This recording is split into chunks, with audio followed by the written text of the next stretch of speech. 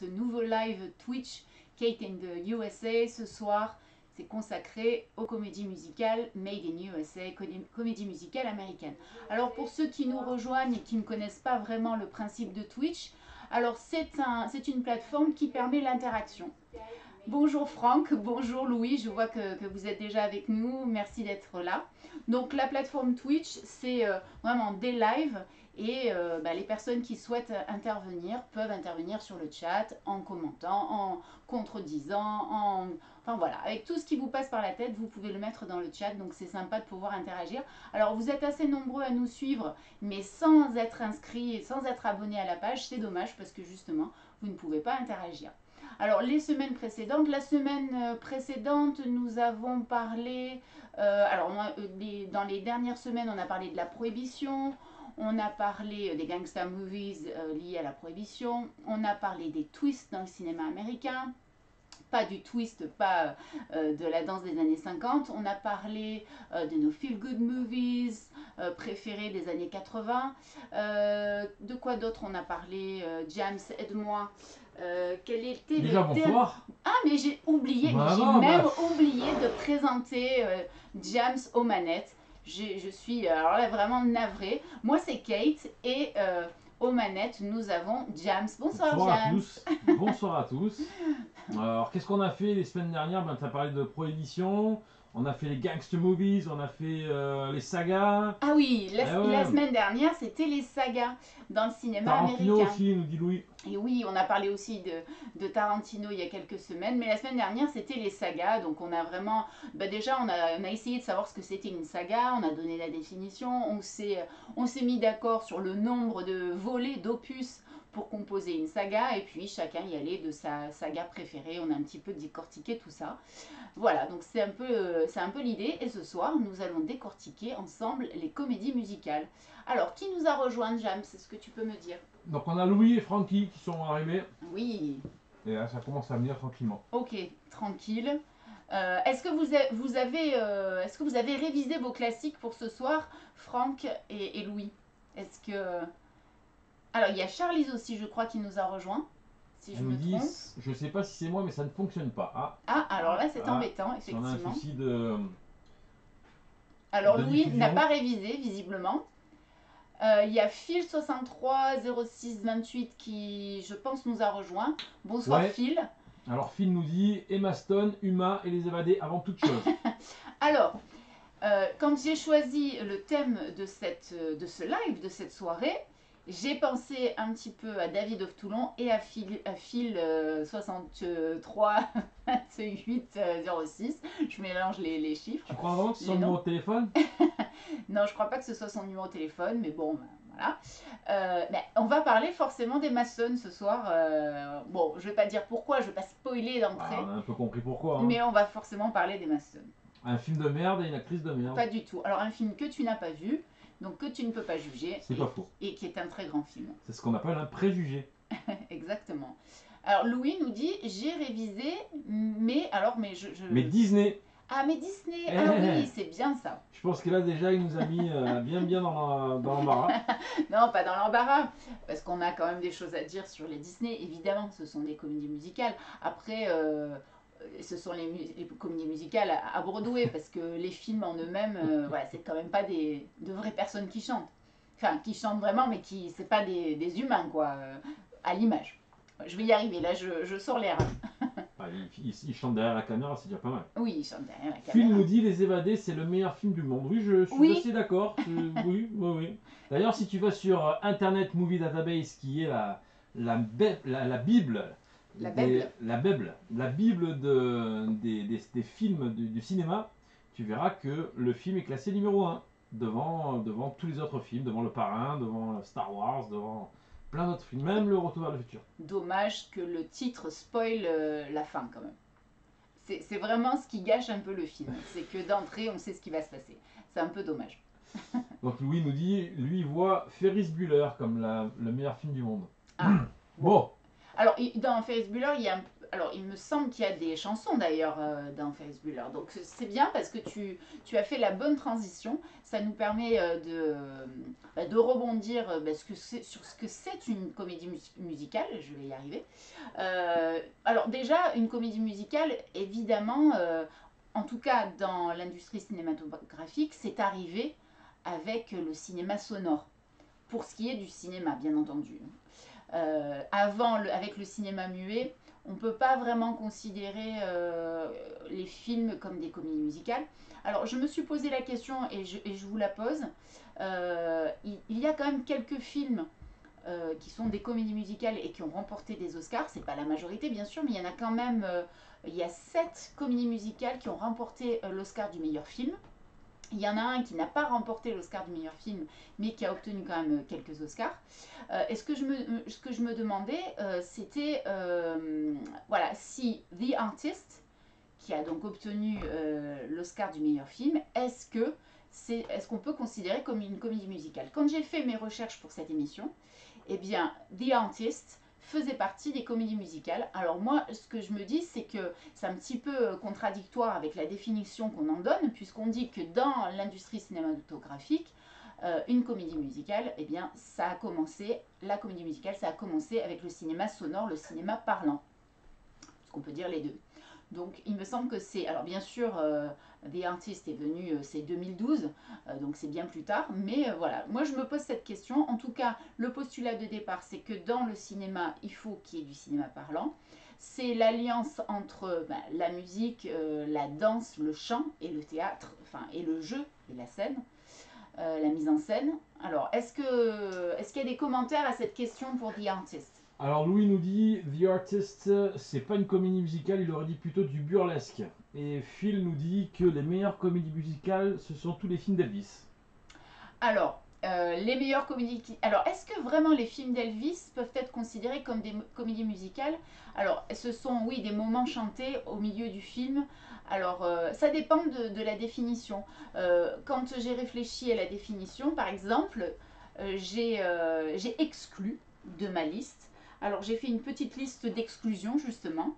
J'ai exclu Flashdance. Alors, je sais que c'est un petit peu dommage parce beaucoup d'entre nous ont adoré Flashdance, mais on ne peut pas considérer que c'est une comédie musicale au sens strict.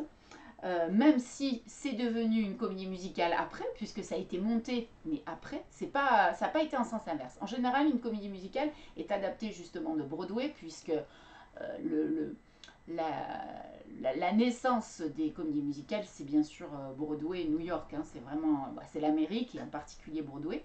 Donc là, ça a fait le sens inverse puisque Flashdance a été transformé en comédie musicale après. Mais est-ce qu'on peut considérer Flashdance comme une comédie musicale? Moi, il me semble que non. Donc j'ai exclu de cette liste Dirty Dancing aussi. J'ai exclu La Bamba. Alors, je pense aux grandes dames de James. J'ai exclu Footloose. Là, je crois qu'alors là, ça va être douloureux. On arrête toute l'émission, là, c'est juste pas possible. Alors, La Bamba, je veux bien, parce que franchement, ça m'a pas plus... mais Footloose, quoi.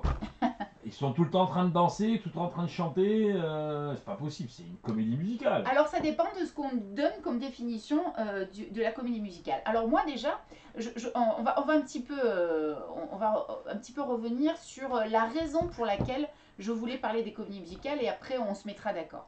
Alors, moi, déjà, quand je pense aux comédies musicales, la première chose qui me vient à l'esprit, ce sont des claquettes. Alors, est-ce que vous avez cette définition? Je ne sais pas. En tout cas, moi, comédie musicale, automatiquement, je pense aux claquettes, à ces danseurs qui sont exceptionnels, à ces performeurs. Ce sont des performeurs, la comédie musicale, c'est un vrai show. Alors, je ne veux pas m'attirer les foudres, mais la comédie musicale, c'est un show à l'américaine, c'est spectaculaire. Les Français s'y mettent petit à petit, mais bon, les Américains sont quand même loin devant, même si on essaie de les rattraper. Mais la conception de la comédie musicale en France est quand même un peu éloignée de ce côté entertainment. Aux États-Unis, l'entertainment est lié à la culture, c'est pas exclusif. Voilà, et donc là, les États-Unis, c'est ça. Donc moi, je me disais, voilà, je pense à la comédie musicale, je pense aux claquettes, c'est la première chose. Et puis, comme on est quand même dans un live qui est consacré à la culture américaine, euh, la comédie musicale, c'est vraiment une passion pour les Américains. C'est vraiment quelque chose, c'est dans leur ADN. C'est vraiment extrêmement culturel. Ça fait partie de la culture américaine populaire. Au même titre que Bollywood fait partie de la culture populaire indienne. Et si on devait comparer vraiment cette industrie à une autre industrie dans le monde, ça serait vraiment à l'industrie indienne qui nous est de plus en plus connue, hein, même si voilà, ça nous semble loin. Mais voilà, si on devait comparer, voilà, le spectacle, le côté performance, le côté spectaculaire, vraiment avec des shows extraordinaires, c'est davantage les Américains et aussi les Indiens qui ne sont pas en reste. Donc je pensais à ça. Après, je me suis dit effectivement, c'est assez significatif. Il y a quelques comédies musicales qui ont remporté des Oscars. Je vais juste, je m'arrête juste pour voir s'il y a des commentaires. Alors Diams, oui, s'il y a des on choses. a Louis qui nous dit le bossu de Notre-Dame. Moi, je lui ai expliqué quand même qu'on était sur des comédies musicales US et non pas françaises. Oui, mais Euh, non, non, mais il a raison, puisque c'est Ah, Disney. bien Le vu. Bossu de Notre-Dame est une Non adaptation mais de il parlait notre. de Garou quand même, mais bon. Ah oui. Alors, c'est pas le Bossu de Notre-Dame, dans ce cas, c'est Notre-Dame de Paris, qui est la vraie comédie musicale, c'est Notre-Dame de Paris, qui est l'adaptation du roman avec le même titre. Et Disney a transformé le roman de Hugo en Le Bossu de Notre-Dame, qui est aussi, voilà, c'est un Disney chantant comme la plupart des Disney. Après, moi, je ne suis pas focalisée sur le dessin animé, on va dire, parce que bien sûr, il y a la performance vocale des acteurs et des chanteurs qui font les voix des personnages de Disney. Mais c'est vrai que je me suis plus attardée sur le cinéma et sur Broadway. Alors, je crois qu'il y a une remarque. Donc là, bien évidemment, on a Phil qui nous parle de West Side Story, Jim Kelly, Fred Astaire, Bien sûr. et donc Louis lance le débat sur Grease, un putain de classique, fucking classic, fuck yeah. Complètement, on est d'accord. Grease est un classique.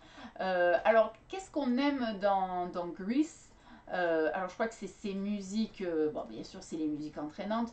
Je crois que ça tient beaucoup aux deux personnages principaux, John Travolta, Olivia Newton-John. Je crois que ça tient beaucoup à la plastique d'Olivia Newton-John, qui d'ailleurs, pour son rôle, je ne sais pas si vous le savez, mais dans le passage où elle est habillée très très extrêmement moulant, lorsque les scènes étaient tournées, donc ça s'est fait sur plusieurs jours, le vêtement était cousu directement sur elle. C'est pas un pantalon qu'elle a enfilé. Pour qu'il soit aussi moulant, aussi sexy, eh bien, il y avait des couturières qui cousaient sur elle pour qu'il soit adapté au millimètre près à la plastique d'Olivia Newton-John. Bon, c'est un détail, mais voilà. C'est quand même. Donc, je pense que ça nous a marqué, bien sûr, par les chansons, mais aujourd'hui, si on devait regarder la comédie musicale Grease en entier, d'ailleurs Grease, les Français ont tendance à dire Grease, mais c'est Grease puisque ça correspond au gel, à cette matière qu'on met dans les cheveux, que les garçons mettent dans les cheveux, et notamment dans les années 50 pour faire la banane. Voilà, c'est cette substance-là, donc ça s'appelle Grease en anglais. Est-ce qu'il y a des commentaires? Non, là on est parti sur un listing de... Alors, évidemment on va citer des titres, mais je voudrais qu'on remonte aux Oscars, juste pour vous donner les titres qui ont remporté des Oscars. Alors, ça remonte déjà dès 1930, il y a un premier Oscar. Alors, ça ne s'invente pas, puisque évidemment les comédies musicales sont étroitement liées à ce quartier de New York, à cette avenue de New York qui est Broadway, parce qu'à la base c'est une avenue qui fait 21 km, qui traverse Manhattan en diagonale, donc, et qui est composée, qui est, voilà, qui est jonché, c'est pas le terme, mais où il y a une quarantaine de théâtres. Et voilà, c'est devenu Broadway. Quand on dit Broadway, on pense à ce quartier-là de New York. Donc et ce film-là s'appelle Broadway Melody, et c'est considéré comme le premier film entièrement sonore. Il faut savoir que le cinéma parlant, c'est à partir de 1927, et là on a la première comédie musicale qui a remporté un Oscar. Ensuite, on passe à un chef-d'œuvre absolu qui est considéré comme la plus grande comédie musicale de tous les temps. C'est Un Américain à Paris.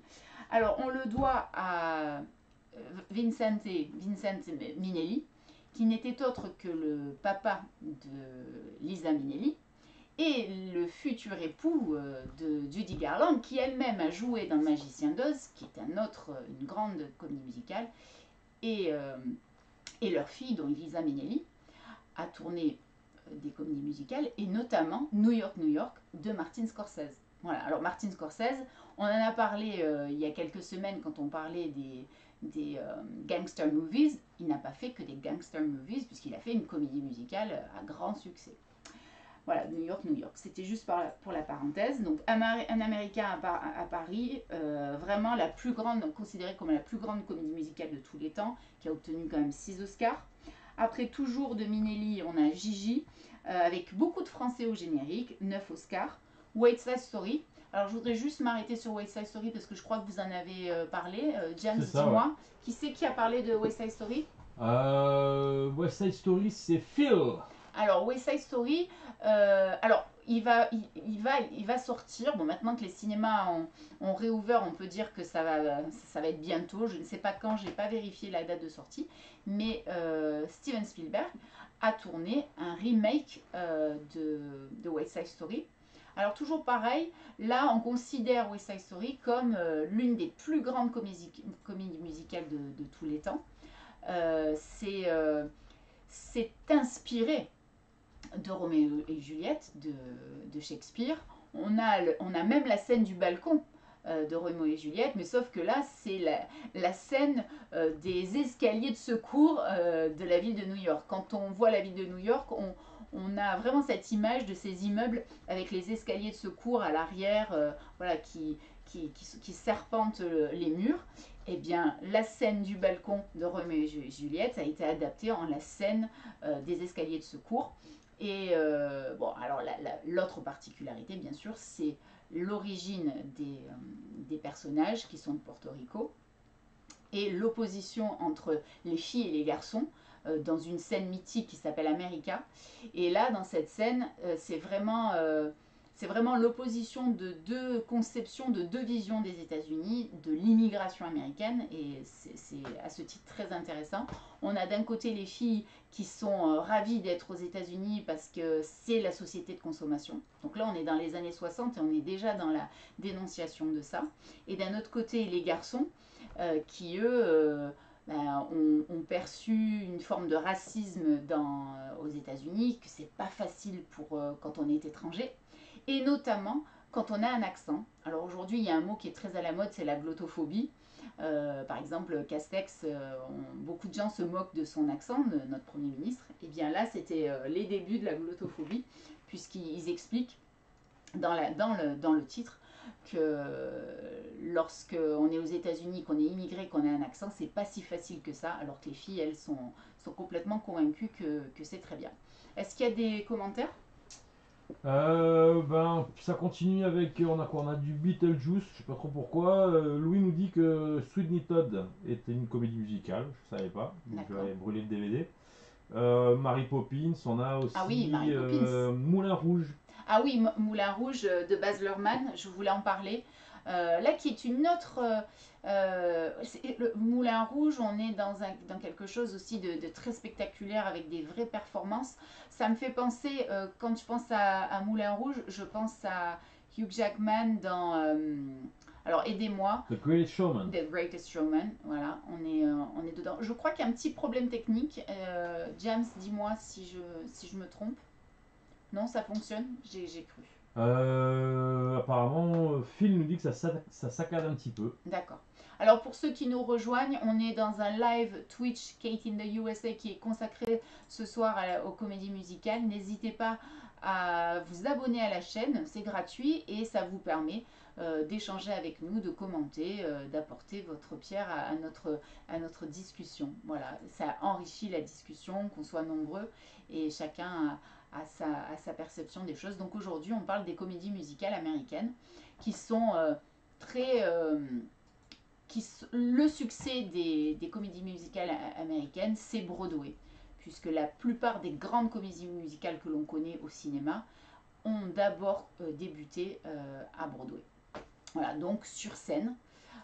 Et c'est vrai que certaines personnes, alors vous allez me dire si c'est votre cas, mais certaines personnes sont un peu hermétiques à la comédie musicale. Le fait qu'il y ait ces scènes dialoguées qui alternent avec des moments dansés, chantés, alors qui font partie de l'intrigue, hein, puisque la nécessité pour qu'on puisse nommer une œuvre comédie musicale, c'est que le chant serve l'intrigue et la scénographie.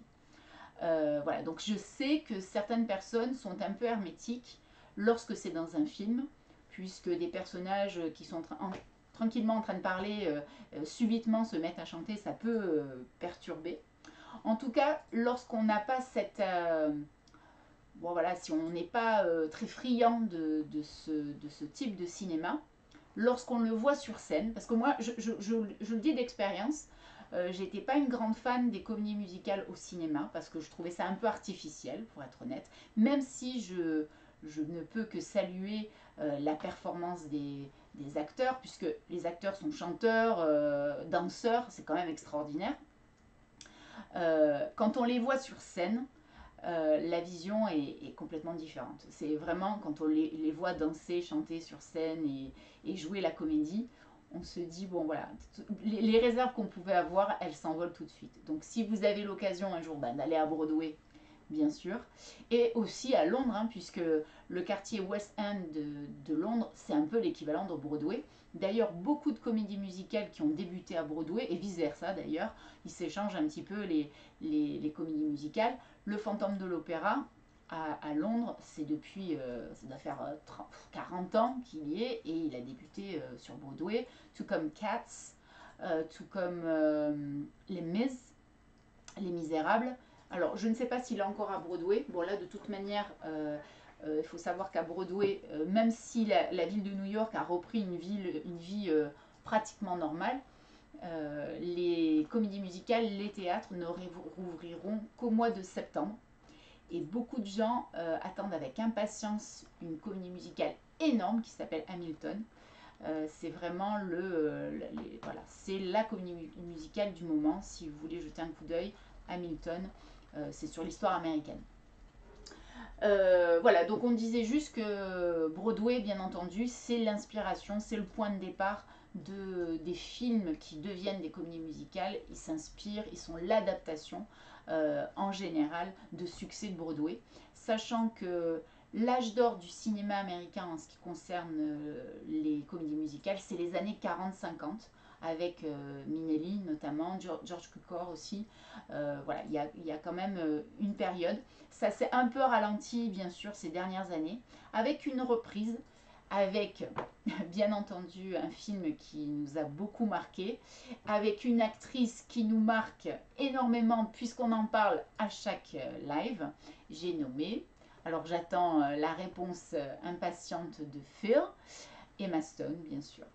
Alors, je vois qu'il y a des échanges. Est-ce que Alors, on a eu des James soucis peut me dire... techniques. Ah, il y a eu des soucis Voilà, techniques. donc Moi, je continue. Hein. c'est les aléas du direct. On est en train de rétablir ça. Par contre, donc on a Francky qui nous dit le remake de Spielberg, West Side Story. Il me semble en regardant sur internet que ça sortira en décembre 2021. D'accord. On Donc, a bientôt. Dove qui vient d'arriver. Salut, et on a Dove. David of Toulon qui vient également de faire son apparition avec Rasta Rocket. Je pensais qu'il allait dire Saga Africa. Je sais pas pourquoi. Bon, c'est des incontournables. Et Emma Stone, puisque c'est vraiment le personnage récurrent de nos lives. Mais là, pour une fois, c'est à bon escient. Excusez-moi, parce qu'il y a des fois où ça ne l'est pas toujours. Ce sont des private jokes plutôt. Et Emma Stone, bien sûr, qui joue dans La La Land. Est-ce que vous l'avez vu, La La Land? Est-ce que ça vous a plu? Moi, pour moi, La La Land, déjà, c'est un chef-d'œuvre. Parce qu'il y a des ruptures dans le film. C'est pas que le côté je chante, je danse, je suis heureux. Il y a une rupture dans le film. Et à la limite, c'est le côté plus sombre qui m'a plu, qui m'a prise aux tripes. Qu'est-ce que vous en pensez? Donc c'est Damien Chazelle, le réalisateur, et c'est très coloré, c'est très américain, mais quand même, il y a un côté dark qui est particulièrement intéressant. Est-ce que vous avez vu La La Land? Donc c'est un des films qui n'a pas obtenu l'Oscar du meilleur film, mais par contre, Oscar pour la meilleure actrice pour Emma Stone. Alors je salue ceux qui nous rejoignent, merci d'être fidèles. On est sur le live et on parle des comédies musicales américaines, et je crois que quelqu'un veut intervenir. Oui, il y a Hanse of London qui est Ah là. bah oui, Et qui bien évidemment nous dit Emma Stone avec un bon petit un smiley qui burk, qui a envie de revenir, forcément. ouais. Parce qu'elle n'est pas sympa du tout. Et je suis tout à fait d'accord avec toi, très cher Hanse. Alors, je ne veux pas, je veux pas dévaloriser ton point de vue, James, mais Anne-Cécile Anne-Cécile of London a des arguments concrets puisqu'elle l'a rencontré et lui a parlé. Exactement. Alors que toi, je me base sur ce qu'elle dit. Non, tu te bases J'ai sur... plus confiance à Hanse, moi. Non, alors Anne-C, voilà, c'est du concret, elle n'est pas très sympa. Après, on lui demande pas d'être... Enfin, moi, Vas-y. personnellement, bon, moi, je Vas-y. m'en fous qu'elle soit sympa ou pas. Après, est-ce que j'aime ses films ou pas? Est-ce qu'elle me fait rêver? Est-ce qu'elle me fait voyager? Oui, dans La La Land. Est-ce que... Qui est d'accord avec moi sur La La Land? C'est quand Alors même c'est un très super film. mitigé, hein, on a du pour et du contre. Alors, le pour, c'est quoi? On a du pour, bon après ça s'exprime pas trop sur le contenu du film, ça dit juste, par contre Hanse nous dit qu'elle a adoré le film. Ah, voilà, donc ça n'empêche pas, et c'est ça qu'on lui demande à Emma. Mais, Je l'appelle Emma alors, maintenant. Hein, parce que Dove nous dit, j'ai pas vu La La Land, mais lui il a vu Manque. Super, merci pour le tuyau. Alors d'ailleurs sur Manque, que je ne vous conseille absolument pas, merci Dove, parce que voilà, tu nous as fracassé une soirée. Mais bon, il fallait le voir pour pouvoir en parler. Voilà. Alors après, Francky, lui, n'a pas vu La La Land. Louis nous devrais. dit qu'il a adoré. Phil nous dit c'est un super film. David of Toulon, pour une fois, je vais être d'accord avec lui, n'a pas du tout aimé. À savoir que je ne l'ai pas vu et je ne m'en porte pas plus mal. Non, mais je crois que c'est comme ce film, c'est comme The Artist en fait. Il y a beaucoup de préjugés parce que c'est une comédie musicale. Voilà. Sur La La Land, je crois que les personnes qui ne l'ont pas vu ou qui n'ont pas aimé, c'est qu'a priori, ils n'aiment pas les comédies musicales. Je vois pas comment on peut aimer les comédies musicales et détester La La Land. C'est l'incarnation, c'est la quintessence de la comédie musicale. C'est exactement ça. Il y a tout dedans. Il y a les claquettes, il y a les danseurs, il y a des scènes extraordinaires avec une photo en plus vachement réussie. Voilà, c'est que vous n'aimez pas les comédies musicales. Mais c'est pas grave en fait. Hein, voilà, c'est pas grave de pas aimer les comédies musicales. Je crois que quand on les a vues après sur scène, on n'a plus le même regard aussi. Pour ceux qui n'aiment pas. Quand on a vu une vraie comédie musicale, voir la performance en live, je crois qu'on peut plus dire j'aime pas, je sais pas, je crois que ça, il y a un avant et un après. En tout cas, moi, ça a été le cas.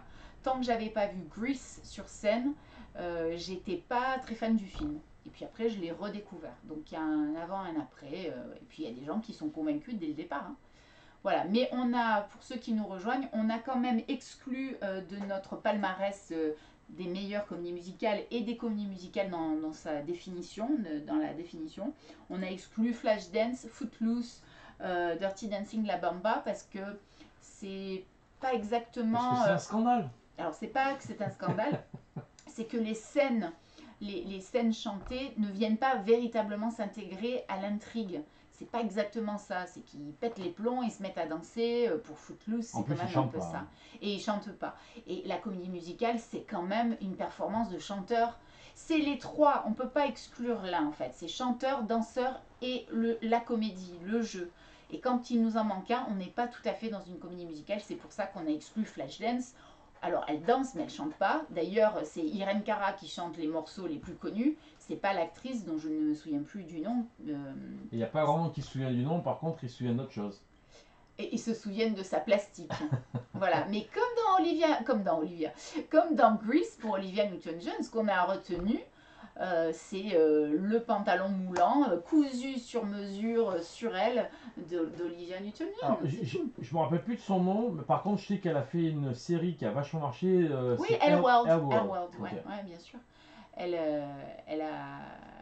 Dans le film, j'ai son prénom, c'est Charlie, mais je me souviens plus du nom de l'actrice. Il faudrait faire une petite recherche, James, s'il te plaît, parce que ça va me contrarier le nom de l'actrice qui joue dans Flashdance. Voilà, donc on disait que La La Land, voilà, moi quand par exemple David of Toulon nous dit qu'il n'aime pas Jennifer Bills. Ah oui, Jennifer Bills. Quand David of Toulon nous dit qu'il n'aime pas La La Land, pour moi, s'il n'aime pas La La Land, c'est qu'il n'aime pas les comédies musicales. Je pense que en ce qui te concerne, James, tu n'aimes pas les comédies musicales, les vraies, parce que c'est artificiel. D'un coup, ils se mettent à chanter. Alors en France, il y a une comédie musicale qui est pas mal de ce point de vue-là, puisqu'il est vraiment rattaché à l'intrigue. C'est On connaît la chanson.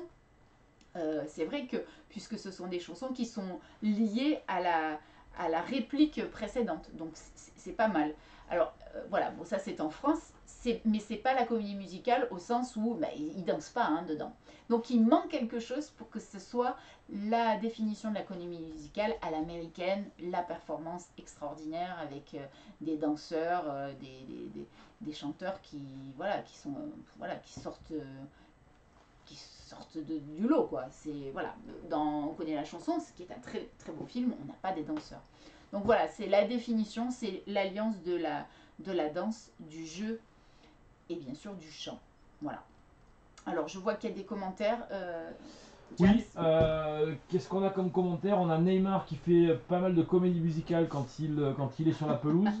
Il chante Sinon, aussi. bien évidemment, incontournable, le film pour moi, référence dans la comédie musicale, les Blues Brothers. On commence à en parler un petit peu sur le chat. Oui, on peut en parler tout de suite. Les Blues Brothers, ça a vraiment marqué. Alors là, on est vraiment dans la définition de ce que c'est une comédie musicale, les comédiens jouent, bien sûr, ils dansent et ils chantent.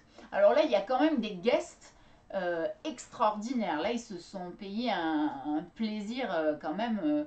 Alors, il faut savoir, on en a parlé il y a quelques temps, les Blues Brothers, c'est l'origine du film, c'est quand même un sketch du Saturday Night Live, puisque John Belushi et Dan Aykroyd faisaient partie du Saturday Night Live. Donc le sketch de départ avec ces deux personnages à la Laurel et Hardy, hein, quand même, habillés en noir, avec le chapeau, toujours habillés pareil, ça vient de Saturday Night Live, qui est l'émission américaine culte dont on a déjà parlé, et c'est devenu donc le film.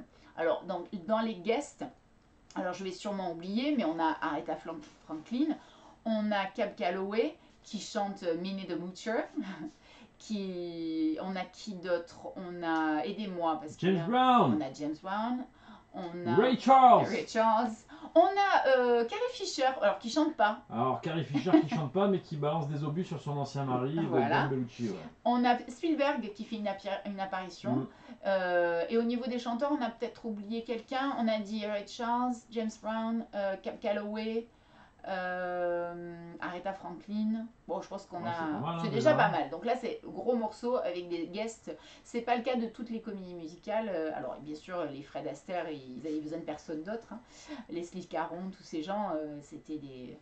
Voilà, ils avaient besoin de personne pour les aider pour faire une excellente comédie musicale. Après, c'est des vieilles comédies qu'il faut redécouvrir. Un Américain à Paris, par exemple, voilà, c'est considéré comme la comédie, the comédie musicale, tout comme Singing in the Rain, bien sûr.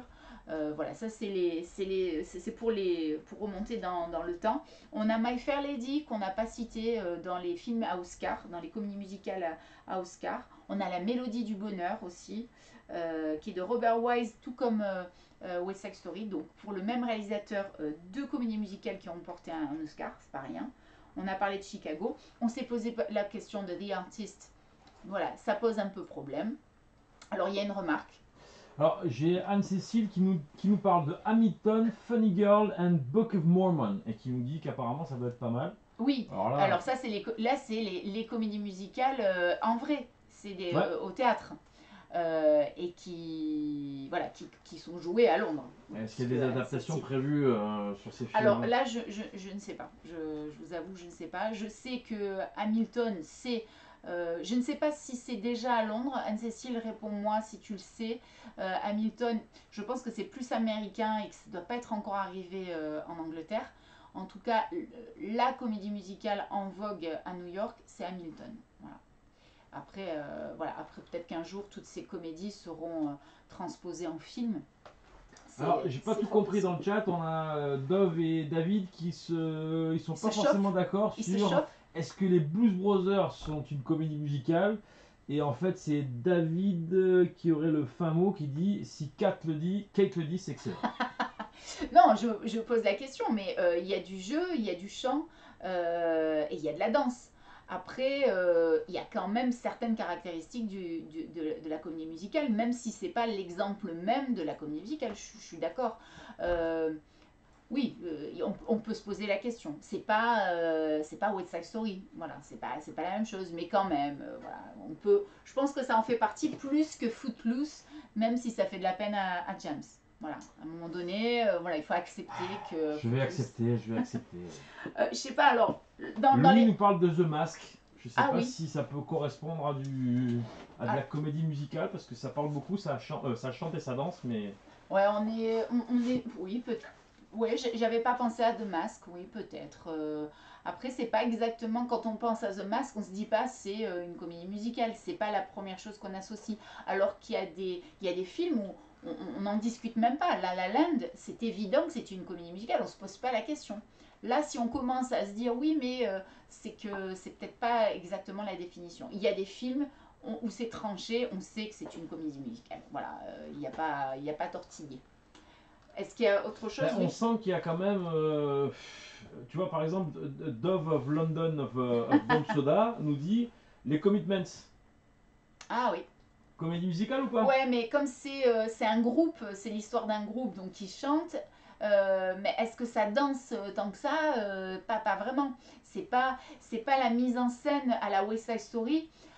En fait, la comédie musicale, c'est quelque chose d'un peu artificiel, dans le sens où, bah, dans West Side Story, quand les bandes rivales se mettent à danser, dans la vraie vie, des bandes rivales qui veulent se menacer, se faire peur, elles vont pas se mettre à danser. Donc il y a ce côté artificiel qu'il faut accepter et qu'il faut aimer. Et donc dans The Commitments, on n'est pas dans ça. C'est pour ça que ça ne rentre pas dans la définition. Il faut accepter qu'une comédie musicale, comme ça sert l'intrigue, les parties dansées viennent un peu parfois, elles viennent servir l'histoire bien sûr, mais elles peuvent paraître artificielles pour le spectateur, voilà, qui regarde et qui peut trouver ça un peu étrange. C'est pour ça qu'il y a beaucoup de gens qui sont hermétiques aux comédies musicales, parce que d'un coup, c'est comme si là, je suis en train de... Alors, il y a James qui veut intervenir, mais je finis Non, non, juste mais ce que je suis en train de dire. C'est comme si là, je suis en train de vous parler, et puis d'un coup, je me mets à chanter. Mais vas-y! Je peux le faire, hein, il n'y Mais a pas de vas-y! souci. Alors moi, il n'y a rien qui m'arrête, Ah. mais j'ai pas de chansons qui me viennent, en fait, c'est ça le problème. Mais voilà, c'est un peu bizarre. Voilà. Dans la vraie vie, on se met pas à chanter. Il y en a qui chantent tout le temps, mais voilà, c'est ça, c'est ce côté artificiel qui n'est pas réaliste. Mais on cherche pas à être réaliste dans une comédie musicale. Et voilà, le but n'est pas d'être réaliste. Donc il faut l'accepter. Alors il y avait une remarque qui était intéressante parce Non, que James non, trépigne. non, non, mais par rapport à ce que tu dis et par rapport à ce qui est dit sur les Blues Brothers, donc si on prend la scène où Ray Charles explique à Dana Croy, enfin aux Blues Brothers, que le piano marche très très bien et quand il commence à jouer, il y a des gens dans la rue qui commencent à danser et qui commencent Bah à oui, faire des flips dans tous les sens, bah oui, etc. Logiquement, oui, on est oui, dans une comédie oui, musicale. oui, oui, Ok. oui, mais Ou quand notre ami James Brown commence à faire notre son... ami. Ah oui, c'est un pote, James Brown, un ancien pote. Quand il commence à faire son sermon dans la chapelle et que les mecs ils font des flips dans tous les sens et qu'ils se mettent à danser, on est dans de la comédie musicale, c'est bien ça? Oui, D'accord. oui, mais oui, parce qu'il y a ce côté artificiel. Alors qu'est-ce qu'on a? On a encore des... On a encore quoi? On a du Mary Poppins pour notre ami Hansen of London. Oui. Dove nous dit, moi j'ai vu Thierry se battre et je peux vous dire que ça dansait. Ça voltigeait Ça même. voltigeait, mais c'est il y a longtemps. Euh, voilà, on a quoi? On a la Reine des Neiges de la part de notre ami David of Toulon. Oui, les Disney, enfin, Tous les Disney, hein? alors est-ce que La Reine des Neiges est un Disney? Je suis plus sûre là d'un coup. Ah oui, oui. Oui, c'est un Disney. Ah non, c'est un Pixar, non? Non, c'est pas un Pixar, c'est un Disney. Alors c'est un Ah Disney. ouais, c'est un Disney. Oui, oui, oui. Bien sûr, ce sont des comédies musicales. Après, l'intitulé premier, c'est quand même que c'est un film d'animation. Et les films d'animation, je vais y arriver, sont souvent chantés avec des parties chantées extrêmement souvent. James veut rajouter quelque Donc chose. Phil nous dit Rocky 4. Alors moi je répondrais, il y a un Rocky, mais c'est pas le Rocky 4. Mais il y a un Rocky, c'est une comédie Alors musicale. oui, exactement. Alors là, merci pour cette transition extraordinaire, Merci Phil. parce que je mourrais d'envie de parler de cette comédie musicale. Alors pour moi, qui est vraiment, qui sort du cadre, et qui vaut vraiment la peine d'être vu, c'est The Rocky Horror Picture Show. Je ne sais pas si vous l'avez déjà vu, alors là je l'ai dit comme on le dit en français. Hein. Pendant très très longtemps, et encore aujourd'hui, il y a des cinémas. Alors aujourd'hui les cinémas sont fermés, enfin ils réouvrent aujourd'hui donc c'est un petit peu court, mais il y a des cinémas dans le monde entier en fait qui projettent The Rocky Horror Picture Show en continu et les gens viennent. Alors nous on l'a vécu plusieurs fois puisqu'il y avait un cinéma, alors là c'était à Aix-en-Provence pour le coup, qui le projetait en VO tout au long de l'année. En fait, il alternait un jour avec cette comédie musicale et le lendemain c'était Orange Mécanique. Donc c'est vraiment deux mondes à part. Et on venait avec parapluie, on nous jetait de l'eau. Il y avait tout un happening dans la salle. Et enfin, c'est vraiment génial. Je ne sais pas si vous l'avez déjà vu, mais c'est. Et de le voir à la télé ou le voir dans une salle de cinéma avec toute cette mise en scène autour, bon, il n'y a pas photo, c'est vraiment il faut le voir en vrai dans une salle ou en vrai sur scène puisqu'on peut aussi le voir sur scène. Est-ce qu'il y a d'autres remarques à ce sujet? Alors Louis nous dit, j'ai vu The Rocky Horror dans une seule fois. J'ai cru voir un film sous extat tellement il sort complètement du lot. Mais complètement, c'est ça. Et d'ailleurs, quand tu lis des commentaires sur The Rocky Horror Picture Show, les gens parlent de drogue, effectivement, parce que c'est tellement spécial. Le personnage principal est tellement iconique, tellement charismatique. Il se passe des trucs tellement bizarres avec Suzanne Sarandon, quand même, qui est une actrice plutôt sérieuse. Et d'ailleurs, son personnage est un peu sérieux, au moins au début. C'est vrai qu'on voilà, on a l'impression d'être dans un rêve éveillé un peu bizarre, c'est vrai. Mais voilà, je vous conseille si un jour vous tombez sur un cinéma qui le projette avec le happening qui y est lié, hein, parce que sinon le regarder tout seul, c'est pas la même impression, il me semble. Voilà, je crois. Est-ce qu'il y a d'autres commentaires à ce sujet-là? Juste pour revenir, parce qu'on n'en a pas parlé, on a parlé de l'âge d'or de la comédie musicale, donc c'est les années 40-50. L'essor des comédies musicales, c'est avec le cinéma parlant, avec le cinéma sonore, ce qui est assez logique, puisque le cinéma, il faut que, voilà, si ça chante, il faut qu'on l'entende, bien sûr. Ce qui est indépendant, bien sûr, de Broadway, où bien sûr, il y avait, voilà, ça pouvait se faire sur scène.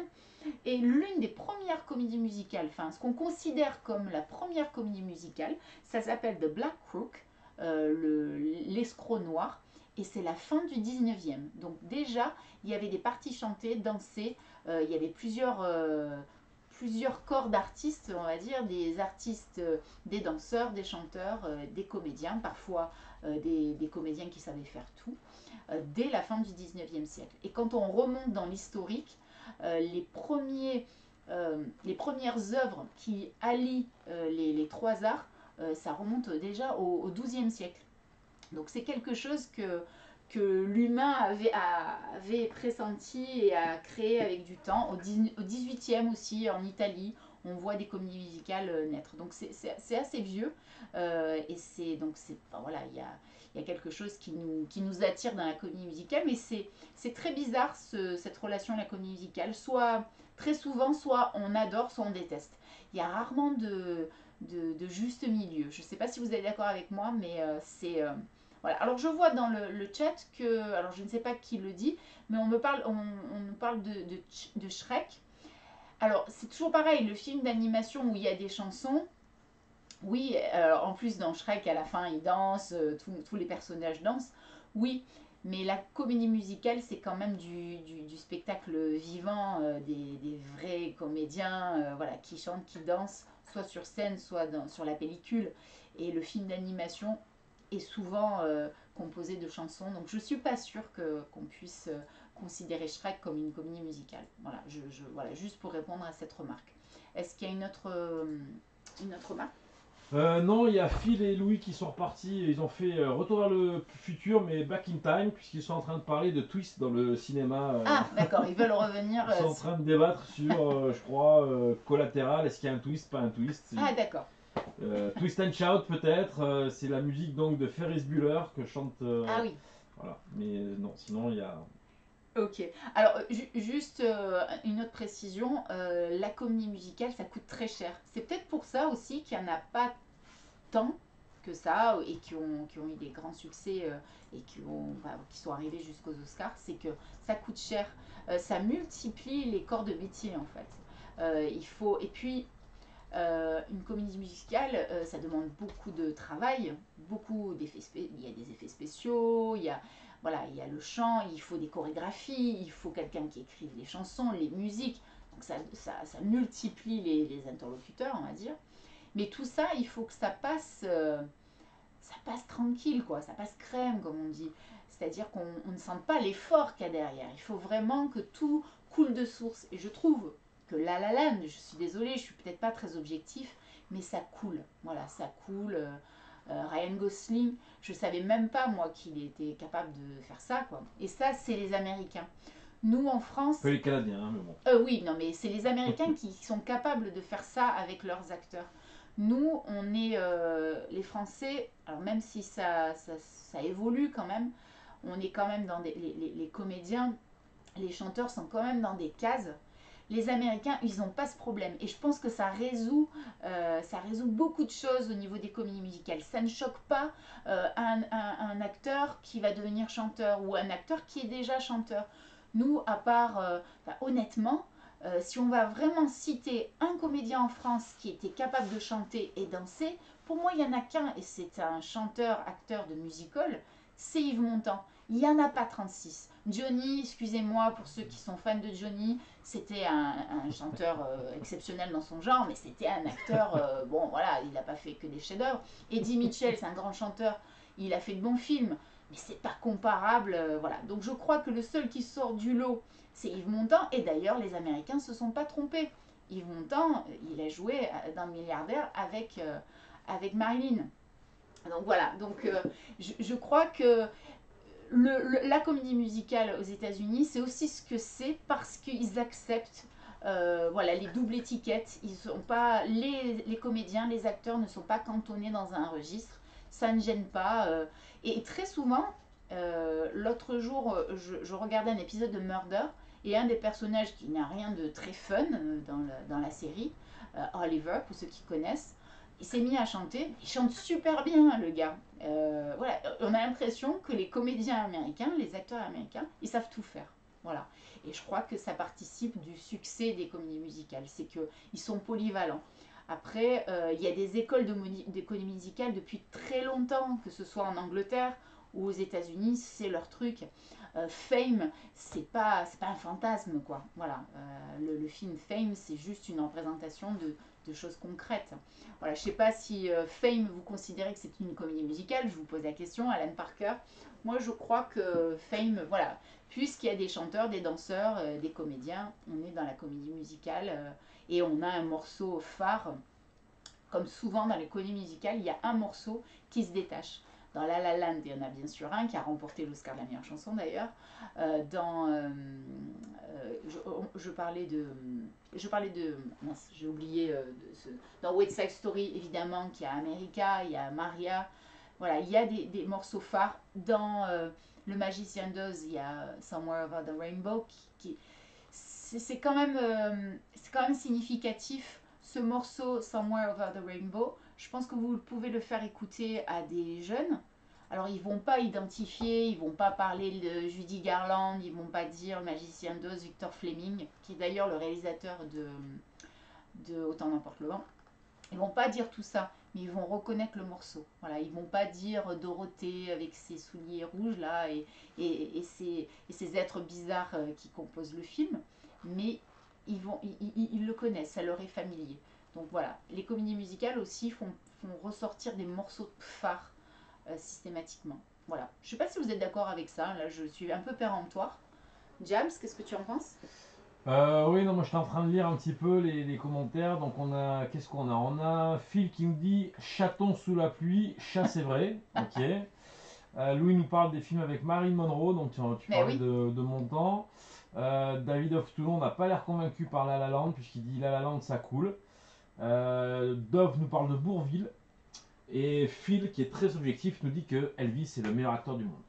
alors Alors, Elvis est le meilleur acteur du monde. On sait très bien pourquoi Elvis faisait des comédies musicales. Il faisait des comédies musicales parce qu'il était sous l'emprise de son manager, Colonel Parker, qui ne voulait pas que son poulain se rende en Europe, notamment pour se produire dans d'autres pays où il avait un succès énorme. Il voulait le garder sous son aile, donc il avait trouvé une solution, c'est qu'il le collait dans des films un peu nuls, où il chantait des morceaux qui après étaient vendus à l'international. Donc il n'y avait pas, pour moi, dans les films chantés d'Elvis, l'objectif était clairement de faire un maximum d'argent, quoi. Et de pouvoir promouvoir Elvis à l'international sans qu'il ait à se déplacer.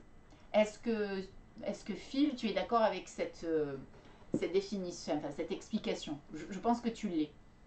Est-ce qu'il répond? Phil nous dit Fame et Midnight Express, c'est le même réalisateur, Parker, point d'interrogation. Oui, c'est le même réalisateur, c'est pas la même ambiance quand même.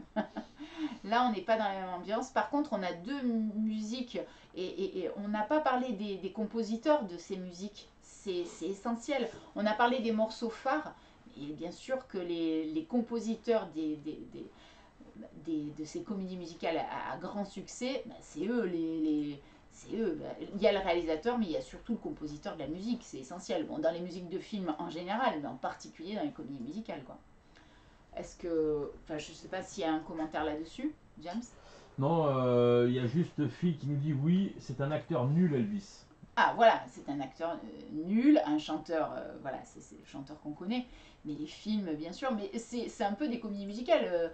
Après, il dansait pas. Ah oui, il dansait un petit peu, mais bon, c'était. Oui, oui, il dansait aussi. Oui, bah, ce sont des comédies musicales, parce que les Américains, ils adorent ça. Mais bon, là, on n'est pas dans du chef-d'œuvre, hein, quand même. Enfin, désolé, hein, Phil, hein, mais. On a des nouveaux arrivants, si tu veux faire un récap. Ah oui, alors je vais faire un petit Il recap y a pour Sylvie ceux. qui vient d'arriver. Salut Sylvie, j'espère Et que tu vas bien. il y a Gibus Fiasco également. Ok, alors on est dans un live Twitch Kate in the USA, mais alors ce soir c'est consacré aux comédies musicales. Donc comme d'habitude, le principe c'est de commenter, de me contredire, d'aller dans mon sens, si possible d'aller dans mon sens. Donc on parlait des comédies musicales, on a essayé de remonter aux origines de la comédie musicale. Donc dans l'industrie cinématographique, c'est bien sûr étroitement lié à l'essor du parlant, du film sonore, du cinéma sonore, puisque voilà, une comédie musicale c'est chanter, danser et jouer. Donc s'il n'y a pas le son, c'est un peu plus compliqué. On s'est interrogé justement sur le fait que The Artist est considéré comme une comédie musicale. Bon, il y a une bande-son bien sûr, mais il n'y a pas les chants tels qu'on peut les voir dans, je sais pas, dans un Américain à Paris, qui est considéré comme le chef-d'œuvre de la comédie musicale, ou Singing in the Rain, ou West Side Story bien sûr, ou La La Land plus récemment. On s'est interrogé là-dessus. On s'est dit que l'âge d'or de la comédie musicale, c'est les années 40-50, avec Minelli, qui a fait au moins 2 comédies musicales qui ont remporté un Oscar, à savoir Un Américain à Paris et Gigi. Qu'est-ce qu'on s'est dit encore? On est revenu sur les Blues Brothers. On s'est demandé si on pouvait considérer que les Blues Brothers étaient une comédie musicale. On en a conclu que oui, puisque ça danse, ça chante et ça joue la comédie. À un moment donné, il y a ce côté artificiel de la comédie musicale. Pour certains, bien, c'est un petit peu, ils sont un peu hermétiques à ça. Il faut accepter que la comédie musicale, c'est donc l'alliance de la musique, de la danse et du jeu, mais c'est aussi au service de l'intrigue. Donc bien sûr, ça peut paraître artificiel, puisque évidemment, dans la vie, dans West Side Story, deux bandes rivales ne vont pas se mettre à danser pour se menacer, certes. Mais voilà, c'est un petit peu le principe, il faut l'accepter. Et je crois que on aime ou on n'aime pas, enfin c'est pas on aime bien. Et ceux qui n'aiment pas La La Land, pour moi, n'aiment pas les comédies musicales. Je suis désolée, David of Toulon. Alors il y a des commentaires parce que Jam est en train de rire. Donc oui, donc alors sérieusement, donc Louis nous parle du Phantom of Paradise. David of Toulon nous dit Giorgio Moroder. Dove nous dit Grease, un point, c'est tout. Sylvie confirme en disant que en effet les comédies musicales c'était bien évidemment joué à Broadway. Dove nous dit ça suffit maintenant les Blues Brothers. Et David nous dit il va falloir commencer à critiquer pour les nouveaux arrivants La La Land. Oui, alors juste pour rebondir sur ce qui a été dit et ce on a dit, mais voilà, pour ceux qui nous rejoignent, évidemment, l'industrie cinématographique des comédies musicales s'est inspirée de Broadway, qui est vraiment la niche, je sais pas, je trouve pas le mot vraiment adéquat, mais c'est là où sont nées les plus grandes comédies musicales, et puis elles ont été adaptées au cinéma. Évidemment, voilà, la plupart c'est Broadway, donc ce quartier de Manhattan, cette avenue de Manhattan en fait, hein, c'est une longue avenue qui traverse New York, qui traverse Manhattan en diagonale, donc c'est 21 km, et qui est jonchée de théâtres et de salles de spectacle. Alors on est labellisé Broadway. Pour être labellisé Broadway, les théâtres doivent faire plus de 500 sièges. En dessous, on n'est pas labellisé Broadway. Voilà, donc une comédie musicale Broadway, elle a été jouée dans un théâtre de plus de 500 personnes. Voilà. Et Broadway, bon voilà, quand on pense aux comédies musicales, on pense à New York, on pense à Broadway, comme on peut penser aussi à Londres, hein, parce que Londres rivalise, mais alors, enfin, c'est vraiment du même niveau. Et on s'est dit aussi que, voilà, la comédie musicale, pourquoi on en parle dans le cadre d'un live sur la culture américaine, parce que les Américains, c'est une passion pour eux la comédie musicale, c'est vraiment quelque chose, ça fait partie de leur ADN. C'est vraiment quelque chose, voilà, de la même manière que les acteurs sont des chanteurs, ben voilà, nous on n'est pas encore, on y vient, hein, voilà, il y a des choses qui ont été faites, on a parlé de Notre-Dame de Paris, euh, voilà, ça vient, mais dans Notre-Dame de Paris, les personnages principaux ne dansent pas vraiment. Il y a des danseurs sur scène, alors que aux États-Unis, dans La La Land, excusez-moi, mais Ryan Gosling chante, fait des claquettes, tout comme Emma Stone. Voilà, et ça choque personne. Nous, on est un petit peu, on est un peu hermétique, mais ça viendra quand on s'autorisera. Est-ce qu'il y a d'autres commentaires? Ben, on a un petit débat. West Side Story, Phil nous dit que c'est impossible à regarder, alors que C'est vrai. Sylvie nous dit que c'est son film préféré, enfin sa Oui, comédie musicale mais c'est sûr, préférée. c'est assez difficile. Voilà, ça a un petit peu vieilli. Alors peut-être qu'il va y avoir le remake qui va sortir en décembre, donc c'est Spielberg.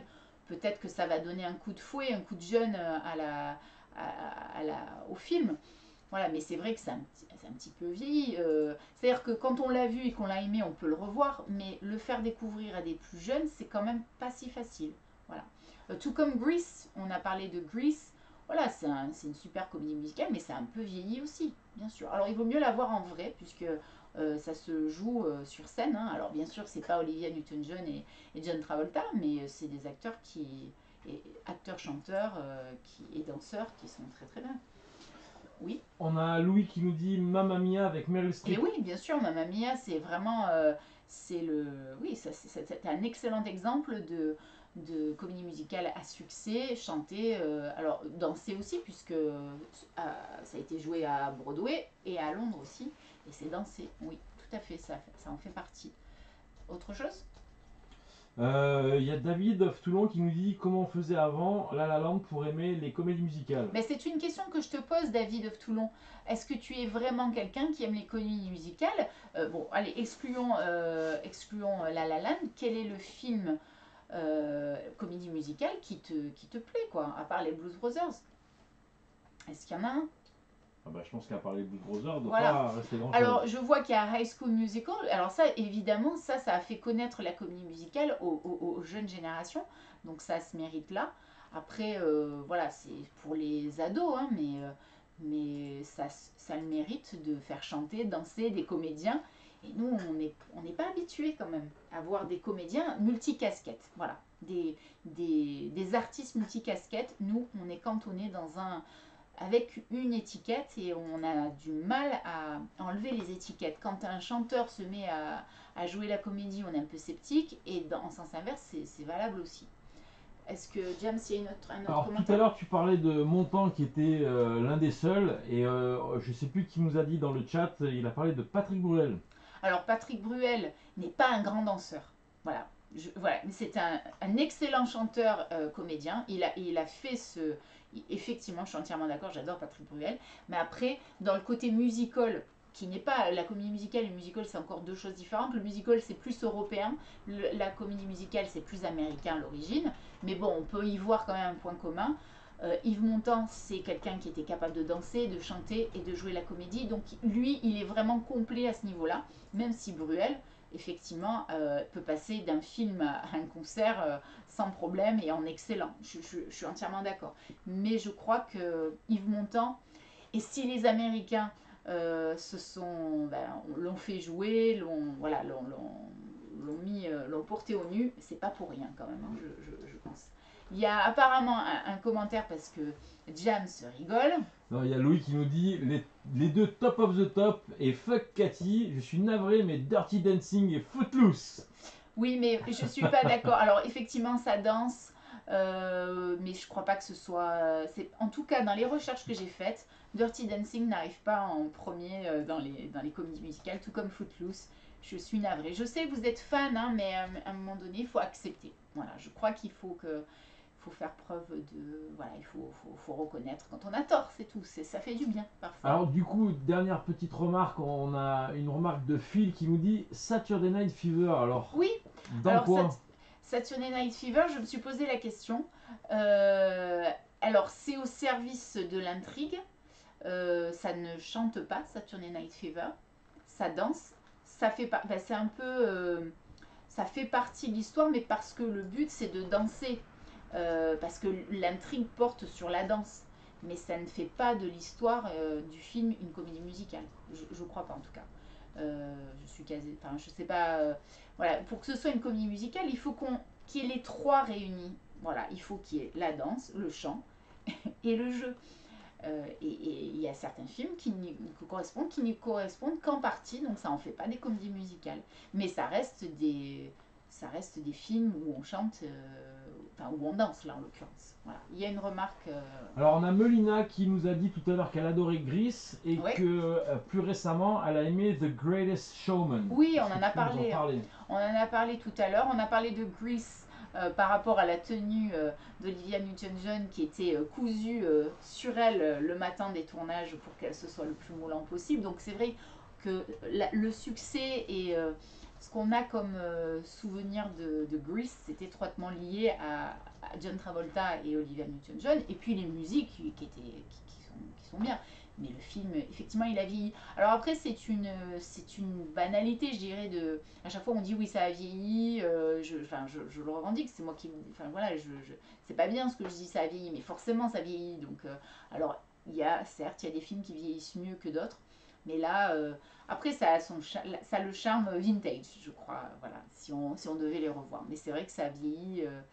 Voilà, on a besoin d'un petit coup de jeune parfois. Est-ce qu'il y a d'autres remarques sur Grease, The Greatest Showman? Oui, bah alors là, il porte extrêmement bien le titre. Voilà, son titre, c'est exactement le film, avec ce circassien très élégant. Donc, en la personne de Hugh Jackman. Donc Sylvie dit Cathy a raison, ce sont des films musicaux. Voilà.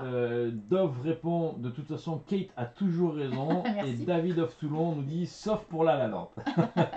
Mais je sais pas pourquoi. Écoute, David of Toulon, je te propose qu'on le regarde, qu'on se fasse une soirée, on se le regarde et après Fuck no. Et après on en discute. Peut-être que tu l'as pas regardé dans les bonnes conditions parce qu'il y a une rupture dans ce film. Est-ce que tu n'aurais pas abandonné avant la deuxième partie du film? Voilà, et le film bascule dans un autre genre. Est-ce que tu n'as pas été aveuglé par la première partie en te disant oui c'est neuneux? C'est sûr, tu saignes voilà. des yeux là. Voilà, c'est peut-être un peu neuneux. T'as pas donné la chance au produit. Moi, je crois que t'as pas donné la chance au produit et je veux que tu donnes sa chance au produit. Donc, on va essayer de se faire ça, de se le regarder, de se le décortiquer ensemble, de regarder Ryan Gosling sous toutes ses coutures. Je pense qu'il y a peut-être quelque chose à faire. Bon, Emma Stone, sinon, à défaut. Voilà, mais bon, après, je suis pas objective. On a droit à Plus Violette également. Et Plus Violette, Purple Rain. Oui. Ouais.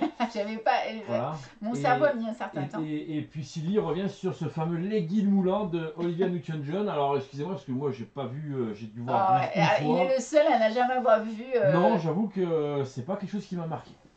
le legging moulant d'Olivia Newton-John dans la scène où elle l'allume, où elle écrase sa cigarette avec ses talons hauts, bah non, mais enfin, on a tous cette image en tête. D'ailleurs, les gens, quand ils font ils se déguisent en Grease, c'est la tenue qu'ils adoptent. Hein, voilà, c'est ça.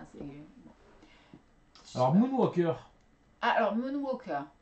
Ah, c'est peut-être. Louis nous dit, peut-on considérer Moonwalker comme une comédie musicale? Alors, Moi j'ai ça répondu danse. Moonwalker ou Moonraker, je sais pas. Non, c'est Faut voir. Moonwalker de Michael Jackson. Oui, Non, mais je sais c'était pas. une boutade. Excuse-moi, parce que la semaine dernière, on parlait des sagas, donc désolée. Donc, je sais pas. Oui, je pense que oui. Après, ça n'a pas trop marqué quand même, hein, Moonwalker. Hein. C'est pas. Enfin, je sais pas. En tout cas, moi, ça m'a pas trop marqué. Peut-être que je suis.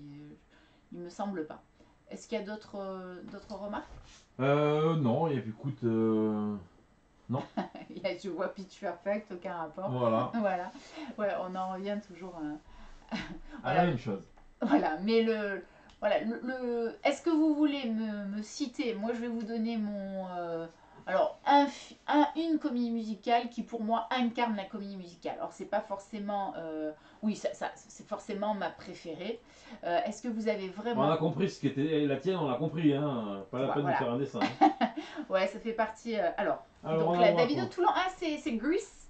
Non, c'est Dove. Ah, c'est Dove, pardon. C'est Dove qui nous dit Grease. D'accord. Dove, je te voyais pas. Grease, c'est marrant. Ouais, Tu vois pas en Travolta. Je te vois pas en Travolta. Ouais. Ouais, ok, Grease. Sylvie, c'est West Side Story, je crois. Alors, Dove nous dit, David David of Toulon. Toulon nous dit je mange des fricassés et tu regardes La La Land. Allez, on fait ça. Voilà. Anne C nous dit Moulin Rouge. Ah ouais. On en a parlé pas beaucoup tout à l'heure. parlé de Moulin Rouge, Ouais, malheureusement. voilà, on en a un petit peu parlé. Alors, la particularité de Moulin Rouge, mais c'est Baz Luhrmann en général, c'est l'utilisation des musiques connues dans un style. Il emploie des morceaux enfin, des chansons qui sont a priori pas adaptées aux films qui tournent, quoi. C'est cette opposition entre les styles qui est intéressante aussi. Et puis il y a le duo bien sûr et le morceau qui en est sorti de Moulin Rouge voilà, qui a beaucoup marqué les esprits. Les Blues Brothers bien sûr. Jam, c'est les Blues Brothers toi aussi? Ah, il n'y a même pas photo. Il n'y a pas photo. Pour toi, c'est les Blues Brothers. Voilà, il n'y a pas. Phil, est-ce que quand on a la possibilité de regarder un film avec autant d'artistes de ce standing-là, de ce niveau-là de musique, ne serait-ce que Ray Charles, Cap Calloway, Aretha Franklin, James Brown, on a tout dit, quoi. Qu'est-ce que vous voulez faire avec votre Ryan Gosling et votre Emma Peel? Laisse tomber. Tu les mets à la cave. Voilà. Non, mais je crois que t'es pas objectif. David de Toulon nous parle de West Side Story, je crois. Chantons sous la pluie aussi. Chantons sous la pluie, ouais, on en a parlé. Forcément, ça fait partie. Et Sylvie nous dit West Side Story, Grease et Chicago. Ah oui, Chicago aussi, ouais. Bob Marshall. Ouais, non, mais voilà, il y a quand même beaucoup de. Voilà, soit on aime, soit on n'aime pas, mais il y a quelques comédies musicales qui nous ont forcément marqué. Voilà, c'est vrai que ce côté un peu artificiel où on est en train de parler, puis d'un coup on se met à chanter. Mais c'est ce qui fait rêver. Hein, l'objectif, c'est quand même de faire rêver le spectateur. Et je crois que, voilà, après, il faut adhérer. Et quand on adhère, on rêve vraiment, il me semble. Voilà. Mais je crois qu'on a terminé on va passer à l'after, en fait. Allez. Alors, juste, l'after, on se... Anne-C, va falloir que tu t'y mettes, c'est pas possible ça, de pas avoir vu les Blues Brothers, c'est pas possible. Ouais, il faut absolument. Prends 2 heures de ton temps, mais regarde-moi ce chef-d'œuvre. Tu vas rigoler, puis tu vas t'éclater, tu vas danser sur ton canapé. Alors, déjà, juste avant qu'on passe à l'after, je voulais vous remercier d'avoir participé à ce live sur les comédies musicales.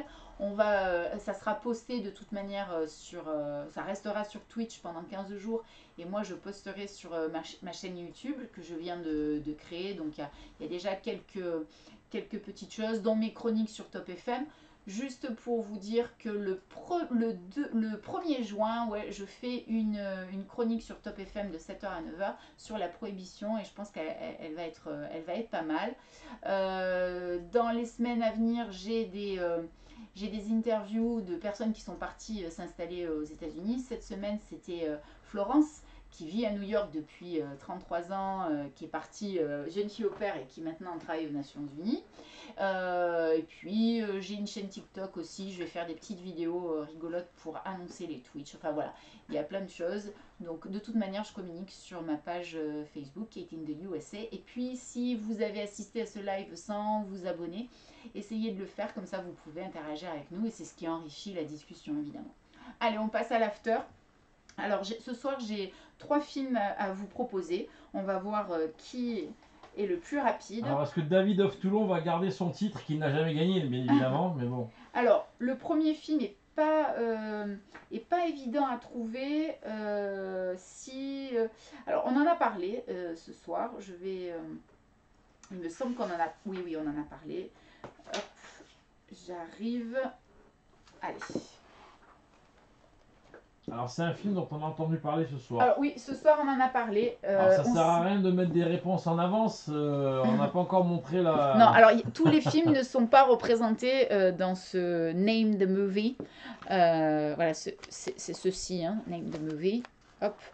Alors, je crois que vous voyez. C'est bon? Non, on va reculer un petit peu. Je recule un peu. Top, c'est bon. Alors, voilà, il y a plein d'autres films que j'aurais voulu vous montrer en rébut, mais ils n'y sont pas. On a parlé des Ghostbusters ou quoi? Non, c'est pas Ghostbusters. C'est pas Ghostbusters. Alors, on a Dove qui nous dit Grease, je Non. pense pas. Non.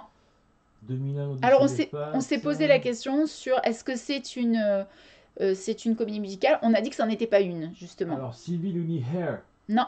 Alors, qui en est une d'ailleurs, on n'en a pas parlé de Hair. Parlé de Hair, c'est vrai. Mais bon, il y en a tellement, effectivement, Hair, et ça aurait été pas David mal. of Toulon nous dit La La Land. Non, c'est pas La La Land, puisque ça n'est pas une comédie musicale à proprement parler. C'était pas une retour. C'est une. Qui nous dit Retour vers le futur. Non.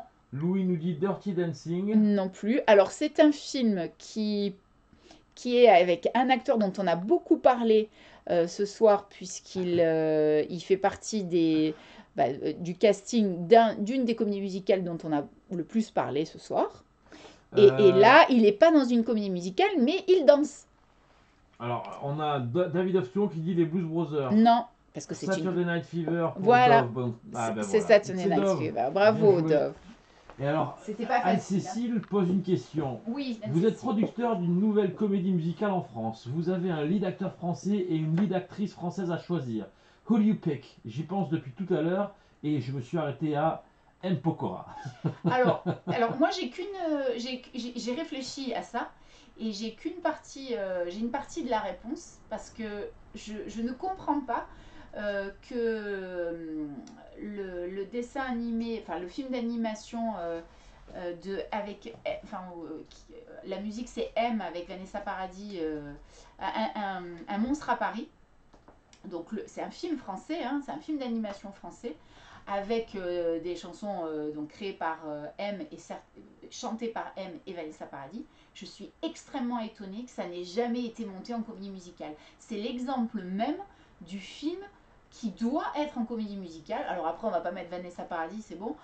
Mais voilà, après, on peut donner sa chance à des jeunes acteurs, comédiens. Voilà, puisqu'il y a un vivier en France, voilà. Mais je ne comprends pas qu'un monstre à Paris n'ait jamais été monté en comédie musicale. Si j'avais de l'argent, je produirais un monstre à Paris. Je ferais passer des castings. Il y en a des gens qui ont du talent, des jeunes, donc il y a de quoi. Deuxième film, j'enchaîne parce que là il y a... Pas du tout. Il me regarde de travers. Je bois tes paroles. Mais oui, je sais.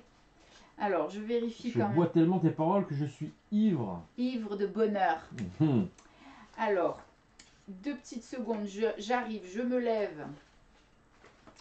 Je suis... Alors, deuxième... alors, bien évidemment, David of Toulon nous dit qu'il gagne tout le temps.